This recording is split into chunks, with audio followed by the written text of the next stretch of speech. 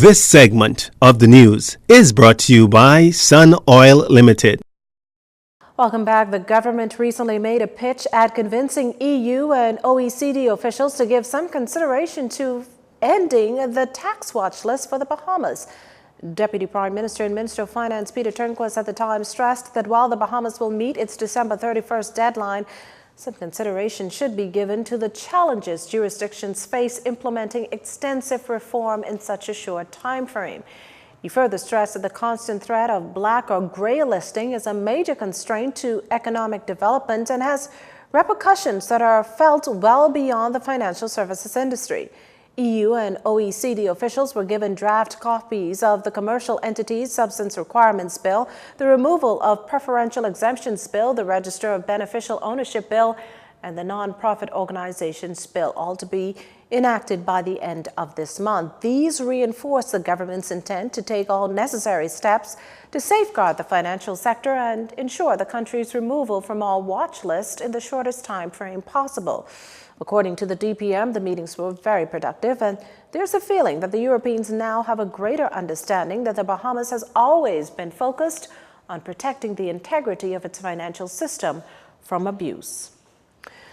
Accountants called on to take their responsibility seriously. That appeal coming from President of the Bahamas Institute of Chartered Accountants, Gowan Bowe, who today reminded the group that they play a serious role in ensuring the country is debt-free. But when we talk about the active participation that we have, we know that IFRS 9 came about in the scrutiny about sovereign debt. And if we just look not too far to the south of us, Barbados, they are seeing what the failure to manage debt can lead to. We have a structure now led by Mr. Andy Craig that is looking at the debt management program. But I made reference to IFRS 9 because we have to now look at our own sovereign debt and say, how do we value this? How do we recognize these instruments in our financial statements?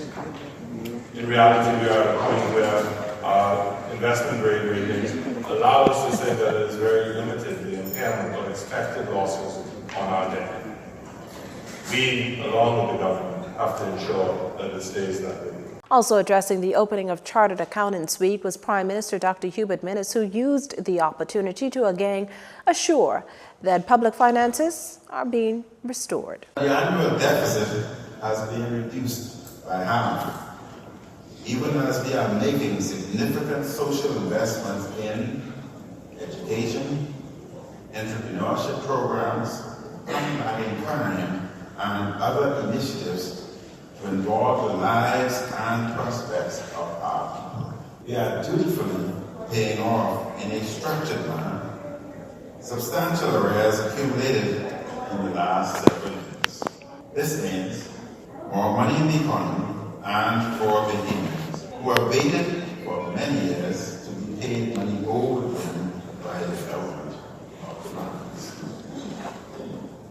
Accountants Week features a series of sessions ending on November 15th. Some 154 applicants granted customs duty waivers to reduce the cost of importing goods, and finance officials are inviting more shoe and clothing merchants to apply. After all, this should ultimately decrease the price for retail shopping here at home, helping consumers to save.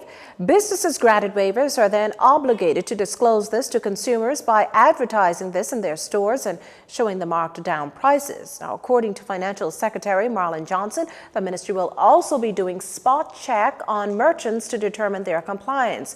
Shoe and clothing retailers interested in applying can do so online at atlas.revenue.gov.bs. As part of the application process, businesses must declare the current list pricing of sample items at the time of application and the anticipated new price after the concessions are granted. They also have to commit to advertise their marked down prices in a prominent way. And to qualify for a renewal, they have to show, using examples, how prices have been marked down and quantify the savings passed on to consumers. They are also subject to inspections and review.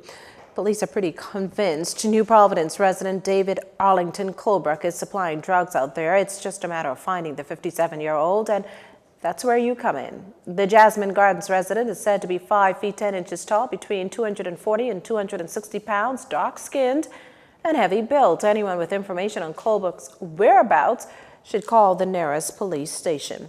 That does it for this segment of our news. Stay with us for a check on weather. This segment of the news has been brought to you by Sun Oil Limited.